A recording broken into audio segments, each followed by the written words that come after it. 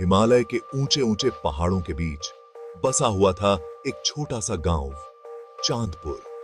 हमेशा धुंध में लिपटा रहने वाला यह गांव किसी परीलोक जैसा लगता था। यहाँ के लोग अपने खुले दिल और सादी जिंदगी के लिए जाने जाते थे। उनका हर दिन खेती बाड़ी और रातें अलाव के पास बैठकर कहानियां सुनने में बीतती थीं। इन्हीं में से एक था गौरव, एक छोटा सा लड़का जो अपने साहस और नेक दिल के लिए मशहूर था। अपनी प्यारी हंसी और कभी न थकने वाली ऊर्जा के साथ गौरव चांदपुर की जान था। गौरव का हर दिन गांव के चारों ओर फैली हरी भरी पहाड़ियों की खोज में बीतता था, जहां पहाड़ों के रहस्य उसके कानों में अजीबोगरीब किस्से सुनाते थे। वो अपनी दुनिया के हर कोने, हर पुराने पेड़ और नदी नाले को जानता था। फिर से ये कृपा भी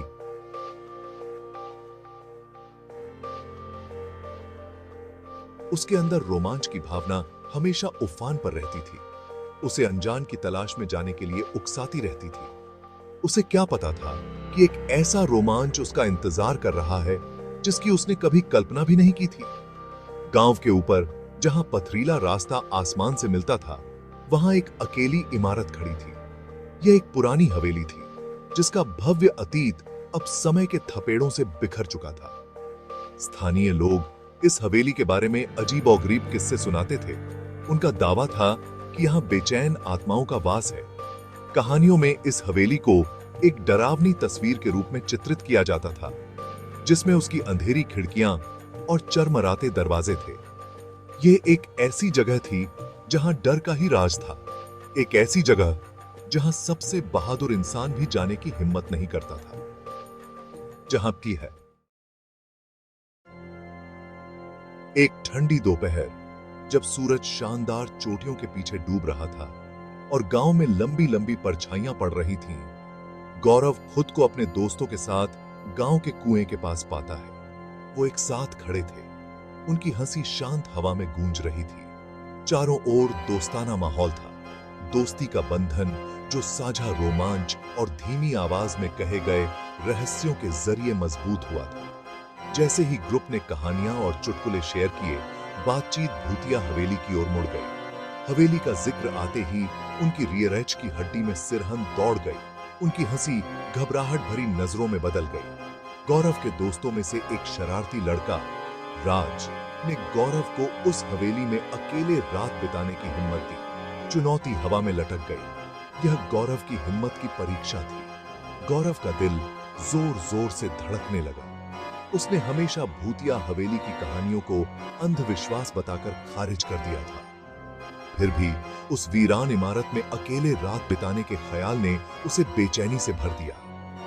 वो जानता था कि राज की चुनौती स्वीकार करने का मतलब होगा अपने सबसे गहरे डर का सामना करना। मैं किसी बेवकूफी भरी भूतों की कहानियों से नहीं डरता, गौरव ने अपनी छाती फुलाते हुए बहादुरी दिखाते हुए कहा। उसकी आवाज थोड़ी लड़खड़ा गई, जिससे उसकी घबराहट का पता चल रहा था। अपने दिखावे के बावजूद उसके मन में शक का बीज बोया जा चुका था। भूतिया हवेली, जो कभी एक दूर की कहानी थी,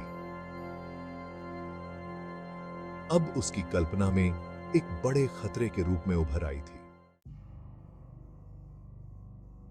जैसे ही शाम ढलने लगी और चांदपुर में घुप अंधेरा छा गया, गौरव ने हवेली की ओर अपना कदम बढ़ाया। हर कदम के साथ गांव उसके पीछे और छोटा होता गया, यहां तक कि उसके अपने दिल की धड़कन की आवाज ही उसके कानों में गूंजने लगी। हवा उम्मीद के साथ भारी हो गई। पत्तों की हर सरसराहट एक धीमी आवाज में दी गई धमकी की तरह लग रही थी।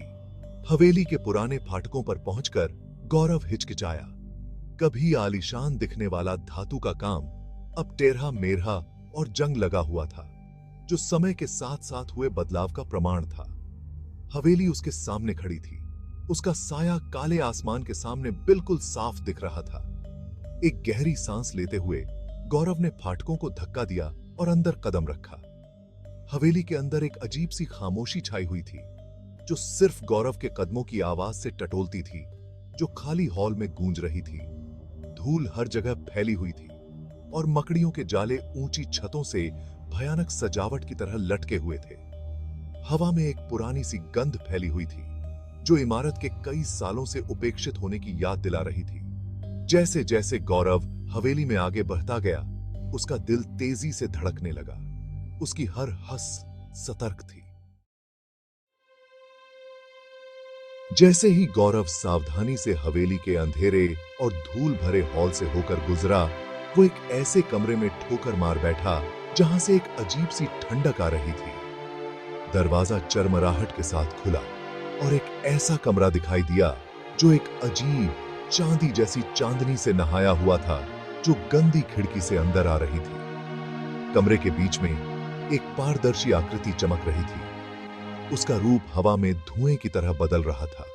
गौरव पर दहशत हावी होने लगी, लेकिन जैसे ही उसने उस अजीब और गरीब आकृति को देखा तो उसे कोई डरावना भूत नहीं बल्कि एक औरत दिखाई दी। उसका चेहरा हालांकि उदासी से भरा हुआ था, लेकिन एक कोमल सुंदरता लिए हुए था।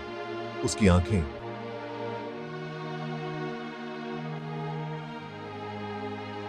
चांदनी से भरे कुंडों की तरह चमक रही थीं, जो एक गहरे दुहक को दर्शाती थीं, जो गौरव के दिल को छू गया। हिम्मत जुटाकर गौरव बोला।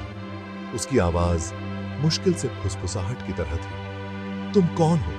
वो आकृति उसकी ओर मुड़ी। उसका अजीब और गरीब रूप थोड़ा हिल गया। मैं लीला हूं, वो मुस्कुराई। उसकी आवाज सरसराते पत्तों की तरह कोमल थी। और यह घर, यह कभी मेरा घर हुआ करता था।